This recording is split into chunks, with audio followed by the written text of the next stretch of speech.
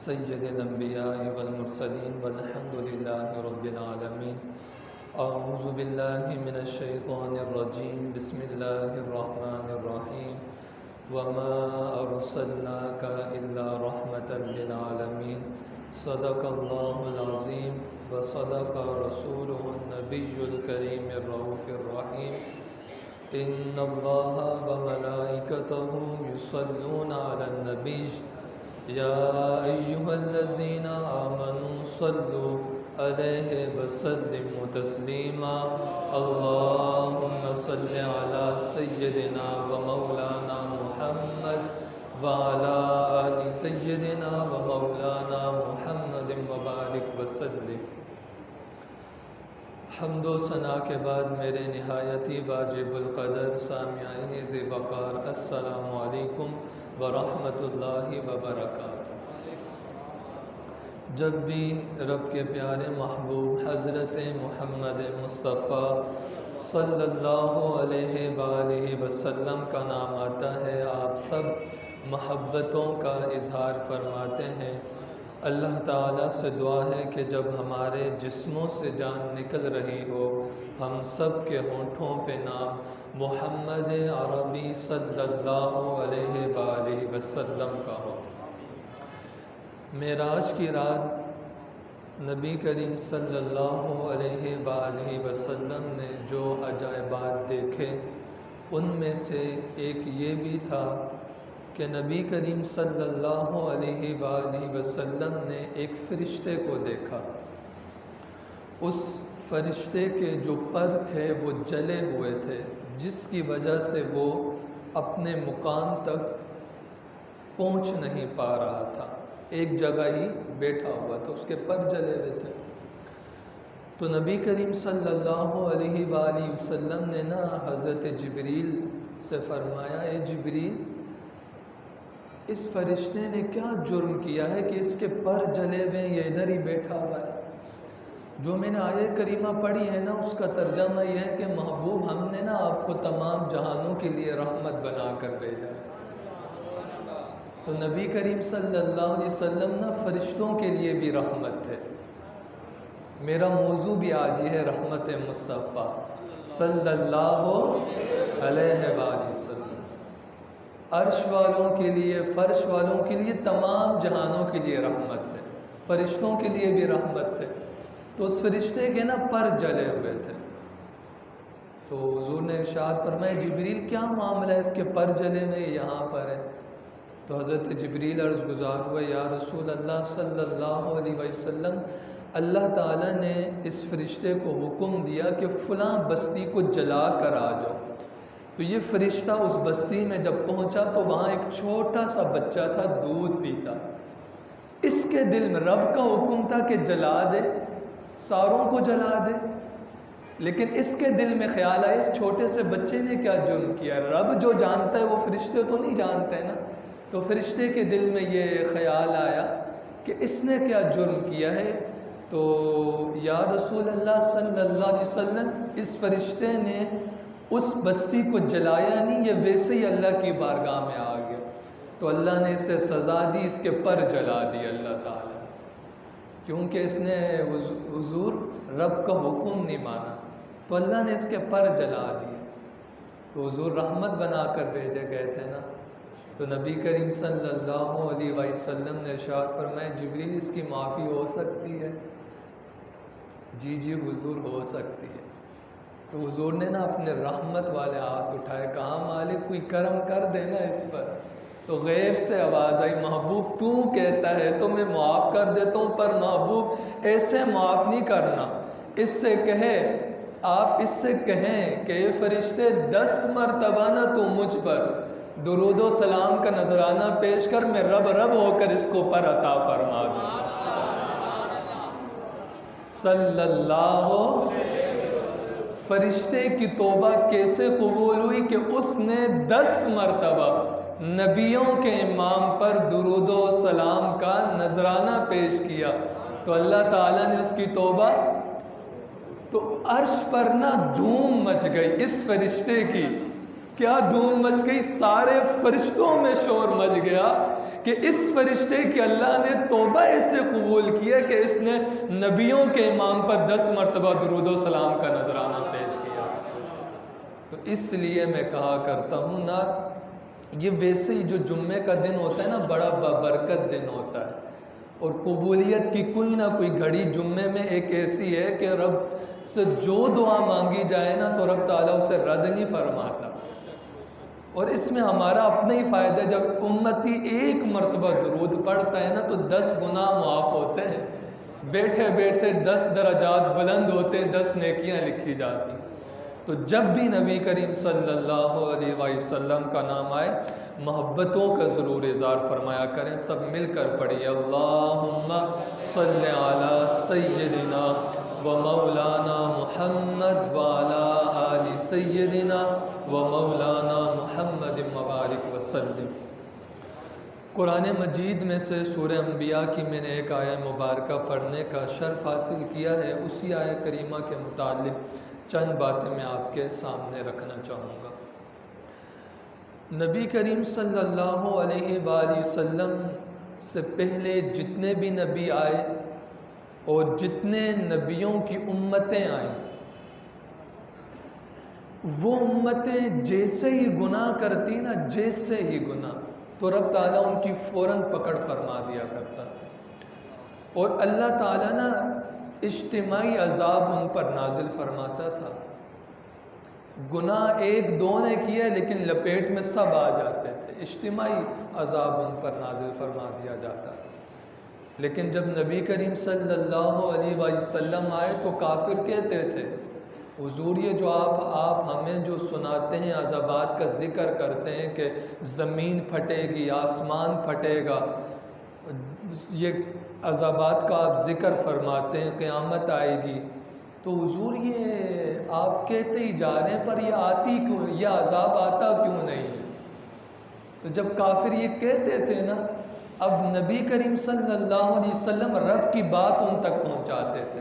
اب رب کی بات معاذ اللہ ثم معاذ اللہ جھوٹی تو نہیں ہو سکتی نا، تو جب حضور صلی اللہ علیہ وسلم آخرت کے عذابات کا ذکر کرتے تو یہ کافر منہ پر کیا کہا کرتے تھے، حضور یہ عذاب آتا کیوں نہیں ہے، کب سے آپ کہے جا رہے یہ آتا کیوں نہیں ہے؟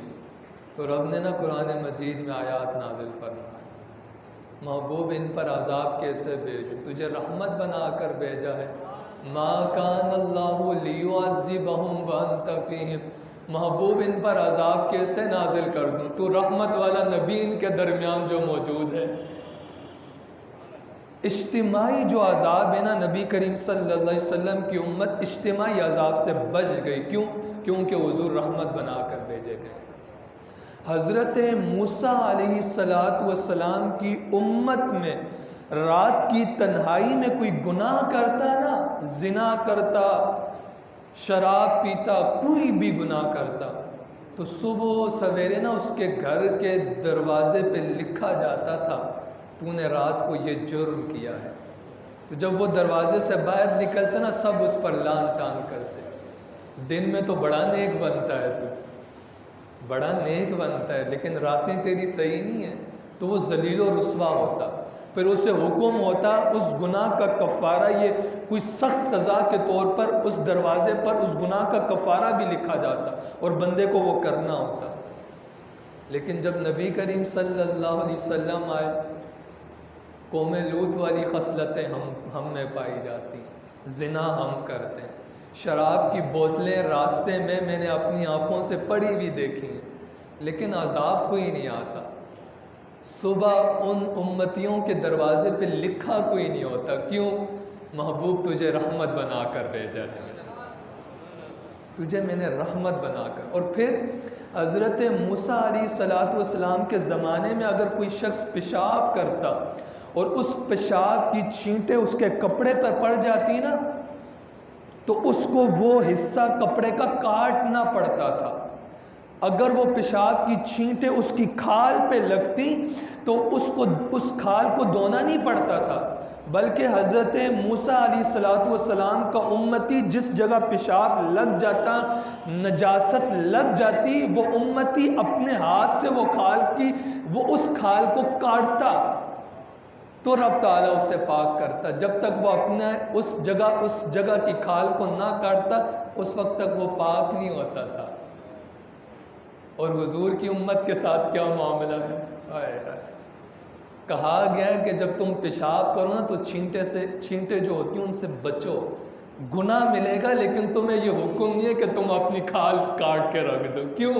کیونکہ تمہارے درمیان رحمت والا نبی رب نے بھیجا ہے، اس لیے تمہارے ساتھ یہ مہربانی کی گئی ہے.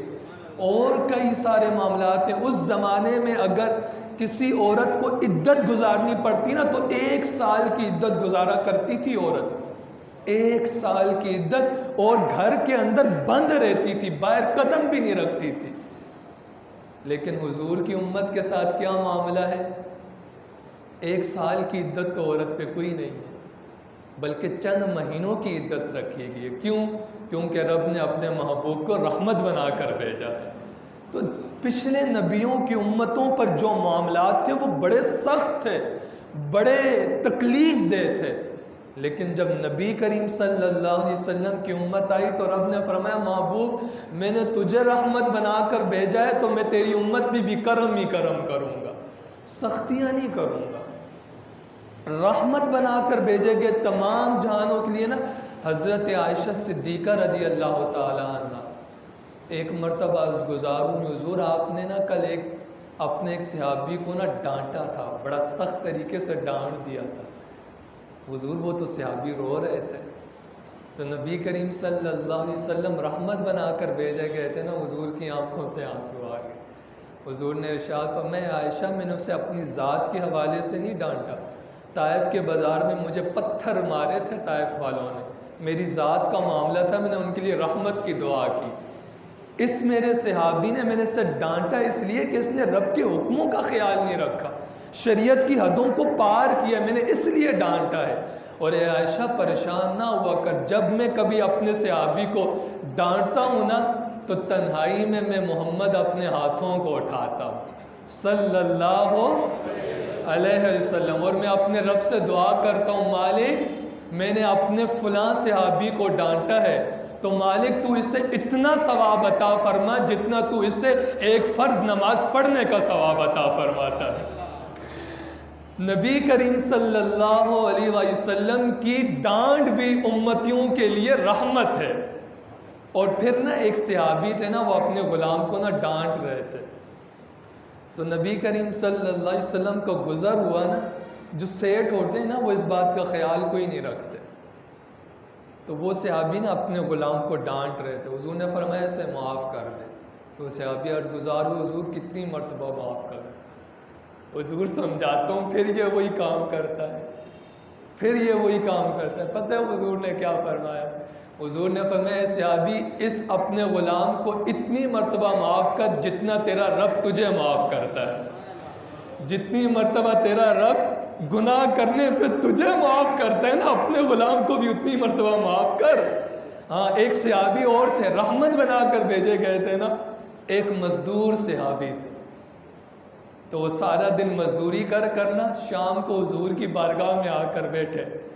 تو نبی کریم صلی اللہ علیہ وسلم نے نا ان صحابی کے سامنے نا اپنا ہاتھ بڑھایا تو صحابی نے اپنا ہاتھ نا حضور کے ہاتھ میں نہیں دیا بلکہ پیچھے کر لیا. تو حضور نے فرمایا میاں میں نے ہاتھ آگے کیا کہ میں تجھ سے ہاتھ ملاؤں، تو پیچھے کر رہا ہے. تو وہ صحابی عرض گزار ہوئے حضور میرا ہاتھ اس قابل نہیں ہے کہ میں آپ کے ہاتھ میں اپنا ہاتھ دے دوں. حضور دن سارا مزدوری کرتا رہا ہوں، نہ جانے اپنے ان ہاتھوں سے میں نے کئی سارے بلا، کئی ساری بوریاں، کئی سارے معاملات اوپر کیے. حضور یہ میرا ہاتھ اس قابل نہیں ہے. حضور ابھی میں گھر جاؤں گا، غسل کروں گا، غسل کر کر پاک ہو کر آپ کے پاس آؤں گا، پھر میں اپنا ہاتھ آپ کے ہاتھ میں دوں گا، اس سے پہلے نہیں دوں گا. رحمت بنا کر بھیجے گئے تھے. نبی کریم صلی اللہ علیہ وسلم نے نا زبردستی ان کا ہاتھ پکڑا. نبیوں کے امام نے اس مزدور صحابی کا ہاتھ چوما اور چوم کر فرمایا القاسم حبیب اللہ، رزق حلال کا نہ کمانے والا تو رب رحمان کا دوست ہوتا ہے. تو میں محمد اس شخص سے دوستی نہ کروں جو رب کا بھی دوست ہو صلی اللہ تمام جانوں نرمی کرتے تھے نبی کریم صلی اللہ علیہ وسلم، بڑی نرمی کیا کرتے تھے، بلکہ نا ابن ماجہ شریف کی یہ روایت ہے، تمام جہانوں کے لیے رحمت بنا کر بھیجے تو ان کے اندر نا جانور بھی آتے ہیں، تو حضور جانوروں کے لیے بھی رحمت تھے، اور جو شخص جانوروں کے لیے رحمت بنا کر جو نبی بھیجا گیا ہو، پھر وہ نبی ان جانوروں کی بولی بھی تو جانتا ہوگا نا۔ تو ایک اونٹ نا بھاگتے بھاگتے، حضرت تمیم داری اس حدیث کے راوی ہیں، بھاگتے بھاگتے نا وہ اونٹ نبی کریم صلی اللہ علیہ وسلم کے پاس آئے اور حضور کے قدموں میں گر گیا، اور اس اونٹ نے نا حضور کے قدموں کو چوما، اور جب اس نے حضور کے قدموں کو چوما نا، پھر اپنا منہ نا نبیوں کے امام کے کان مبارک کے قریب کیا، اور کچھ باتیں نا حضور کے کان میں کہیں، راز کی بات تھی نا، کچھ باتیں نا حضور کے کان میں کہیں، تو نبی کریم صلی اللہ علیہ وسلم نے، حضرت تمیم داری کہتے ہیں، بعد میں نا حضور نے اپنا رحمت والا ہاتھ اس اونٹ کی پشت پر رکھ کر نا یوں تھپکی دی اور کہا پریشان نہ ہونا، میں محمد تیرے ساتھ ہی ہوں صلی اللہ علیہ وآلہ وسلم، پریشان نہ ہونا، میں تیرے ساتھ ہی ہوں۔ حضرت تمیم داری کہتے ہیں ہمیں کچھ سمجھ نہیں آئی بات کی، تو حضرت تمیم داری کہتے ہیں اتنے میں نا کچھ لوگ آئے، ان لوگوں کے ہاتھ میں نا رسیاں تھیں اور ان لوگوں کے ہاتھوں میں نا خنجر تھے، وہ لے کر آئے، تو نبی کریم صلی اللہ علیہ وسلم نے ارشاد فرمایا یہ تمہارا اونٹ ہے؟ تو وہ عرض گزار ہوئے جی جی حضور ہمارا اونٹ ہے۔ حضور ہم اسے ذبح کرنے لگے تھے، یہ بھاگ کر نکل کر آ گئے، حضور اسے ہمیں دے دے۔